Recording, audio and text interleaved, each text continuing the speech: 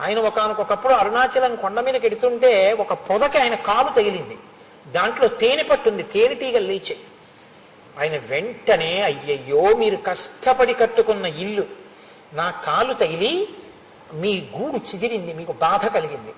మీరు పొందిన బాధ నేను పొందితే తప్ప నా పాపం పోదు. మిమ్మల్ని నేను ఎంత ఖేద పెట్టానో ఇక్కడికి వచ్చి గూడు కట్టుకుని ఉన్నవాళ్ళని. కాబట్టి మీరు కరవండి అని ఆ కాలు ఎత్తి రాయి మీద పెట్టి నించున్నాడు. తేనెటీగలన్నీ వచ్చి కాలు ఇక్కడి నుంచి పాదం వరకు పట్టేసి శుభ్రంగా కరిచేసి వదిలిపెట్టాయి. ఆయన కాలు ఎర్రగా అయిపోయి ఇంత లావున వాచిపోయింది. వాచిపోయిన తర్వాత వచ్చారు గుహలోకి. విరూపాక్ష గుహ అని ఇప్పటికీ ఉంది ఆయన ఉన్న గుహ. ఆ గుహ దగ్గరికి వస్తే ఆయన దగ్గర ఉండేవాడు కుంజుస్వామిని ఒక పరిచారికుడు. ఆయన చూసి అయ్యయ్యో భగవన్ ఏమిటిది అన్నారు. అంటే ఈ కాలు అనేవారు ఆయన. ఆయన ఎప్పుడు శరీరాన్ని వేరుగా చెప్పేవారు. ఇది అంటుండేవారు ఆయన. ఇది వాటి గూట్ని పాడు చేసింది. మరి ఇది శిక్ష అనుభవించాలిగా. అవి దీన్ని ఒక్కదాన్నే కరిచాయి, ఆయన మిగిలిన శరీరాన్ని కరవలేదు. అందుకని ఇది బాధపడుతోంది.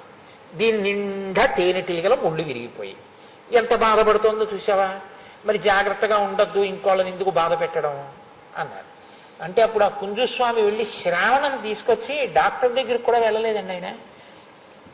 ముళ్ళు తీసేశారు, ఒక్కొక్క ముళ్ళు. అందుకే రమణుడి శరీరం విడిచిపెట్టేసేంత వరకు ఒక కాలు లావుగా ఉంటుంది ఆయన ఫొటోస్లో కూడా ఇప్పటికీ.